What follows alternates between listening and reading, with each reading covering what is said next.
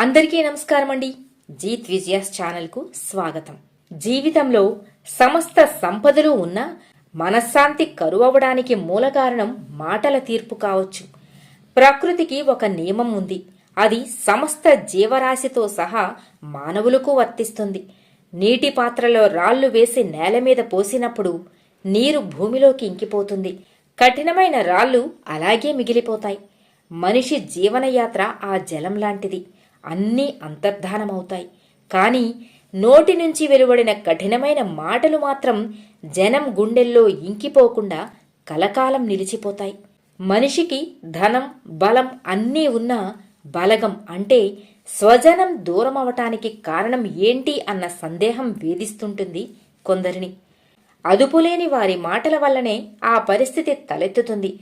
నీ మాట నిశ్శబ్దాన్ని మించినదైతే తప్పకుండా మాట్లాడమన్నారు మహాత్ములు. వాచాలత్వం లేని వాక్సంపద వల్ల అంతా శుభమే అని బోధించిన అన్నమయ్య కూడా వాచిక తపస్సు విశిష్టతను తెలియజెప్పారు. ప్రియం, అప్రియం, ప్రియాతి ప్రియమైన మాటల ప్రస్తావన భగవద్గీతలో ఉంది. చివరికి మిగిలేది ఏది అని అడిగితే వాక్సంపత్తి ద్వారా ఏర్పడే సత్కీర్తి మాత్రమే అని కఠోపనిషత్ చెబుతోంది. ఈ సందర్భంగా ఒక కథను చెప్పుకుందాం. ఒక మహారాజు ప్రజలకు విందును ఏర్పాటు చేశాడు. అదే రోజున ఒక గృహస్థు కూడా తన ఇంట్లో పూజలు చేసుకుని విందుకు రావాలని ఆత్మీయులను ఆహ్వానించాడు. రాజు ఇంటి విందుకు వెళ్లిన వారిలో కొందరు మళ్లీ ఈ గృహస్థి ఇంటికి కూడా వచ్చారు. కోటలో సేవకులు విసుగుతో పెట్టిన భోజనం వారికి రుచించలేదు. గృహస్థు ఆత్మీయమైన పలకరింపుతో వడ్డించిన మామూలు పలహారం అమృత సమానమై వారికి సంతృప్తినిచ్చింది. మధురమైన సంభాషణ పంచభక్ష్య పరమాన్నాల కన్నా మిన్నగా ఉంటుంది. లంకలో సీతమ్మను చూసి వచ్చిన హనుమంతుడు తొలిమాటగా చూసేను సీతమ్మను అని రాముడి ఆందోళన ఉపశమించేలా పొందికైన పదాలతో చెబుతాడు. అటువంటి పలుకులు మనసును రంజింపచేస్తూ ఉంటాయి, మనోధైర్యాన్నిస్తాయి. చాణక్యనీతిలో శుభవాక్యాల వివరణ ఉంది.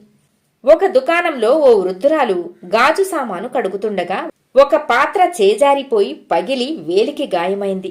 ఆ వయసులో ఆమెకు అది కష్టమైన పని అయినా భుక్తి కోసం చేస్తోంది.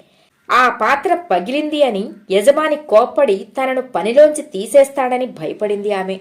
కాని అతడు, అవ్వా విశ్రాంతి తీసుకో, ఈరోజు నీకు ఎక్కువ శ్రమ ఇచ్చాను అనగానే ఆమె ఆనందంతో, ఏం పర్వాలేదయ్యా, పని పూర్తి చేసే కూర్చుంటాను అని చెప్పింది.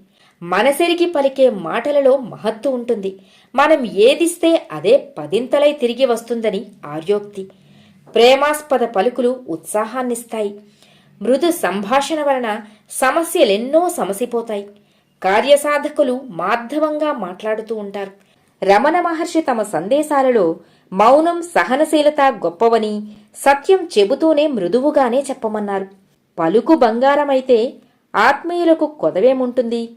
అందరి హృదయాలలో ప్రేమవనం కుసుమించి పరిమళిస్తుంది. కనుక ఈర్ష్యా ద్వేషాలను విడిచిపెట్టి మృదువుగా మాట్లాడేద్దాం. సర్వేజన సుఖినో భవంతు.